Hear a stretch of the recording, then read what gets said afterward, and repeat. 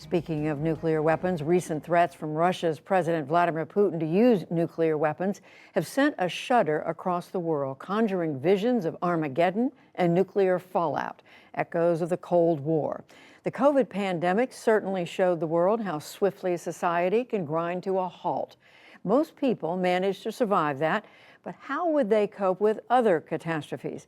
In Sweden, with its bid to join NATO and the war in Ukraine, citizens are being encouraged to get ready, just in case.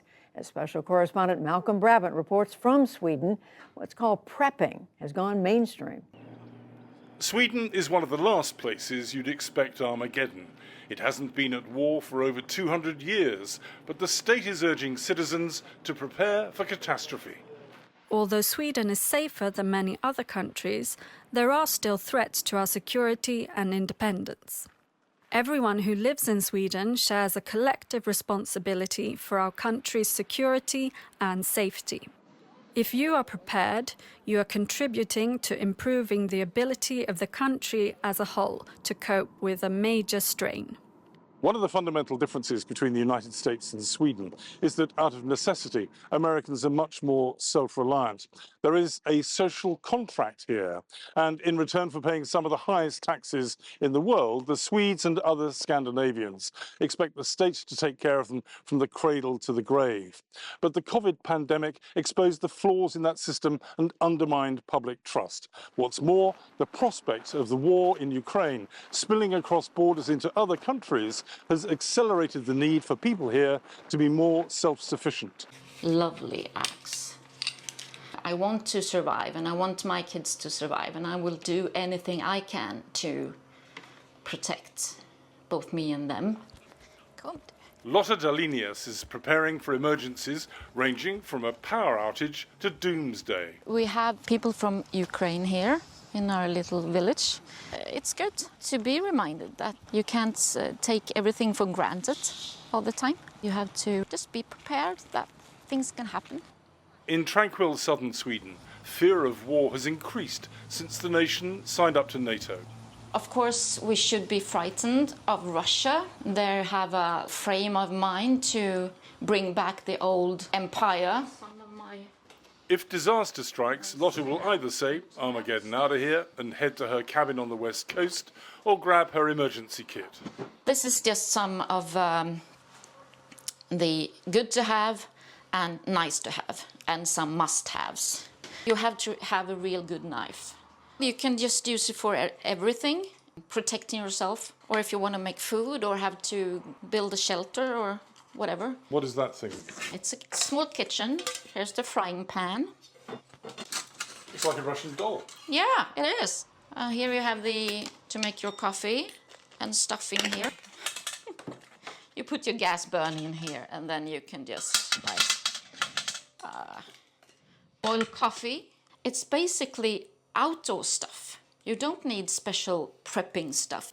There's a substantial difference between Swedish small-town practitioners and American YouTuber The Sensible Prepper. Without rule of law, if things really kind of go sideways, there's a lot of people out there, they become desperate. They want food, or they want to do whatever, or they're just nefarious and they just want to cause trouble. I just want to highly recommend, guys, that you stock up on ammo now. Here we have freeze-dried peppers, 15 years shelf life. And then we have like butter with long shelf life, apricot jam. Tins of peas, curried rice, but no ammo. Not a single round in the booming online prepping store run by Fredrik Kvarnstrom. Every time something happens in the world, like there's a war or the pandemic or terrorist bombings and things like that, sales goes up.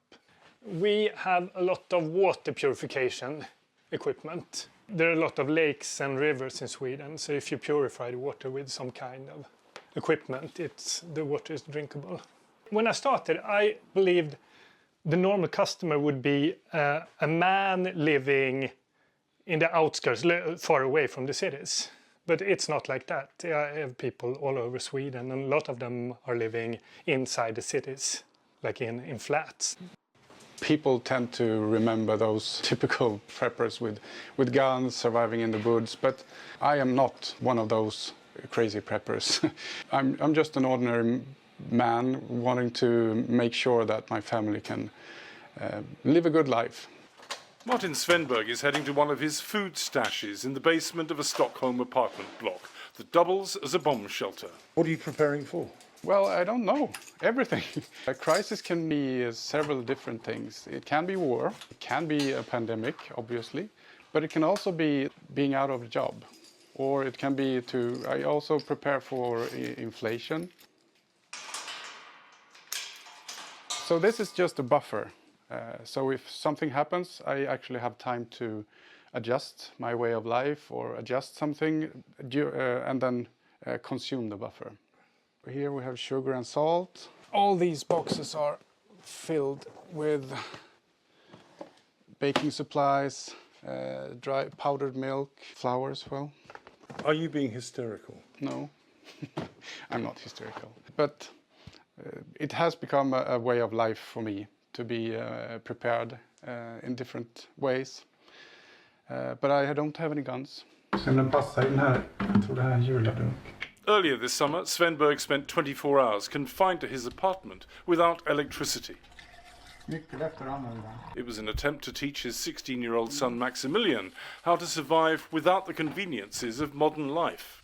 It was fun, but yeah, it became boring after a while. It was kind of difficult for me because I'm kind of addicted to my phone, and without electricity and like charging, it was pretty difficult to sit and do nothing because I'm not used to that.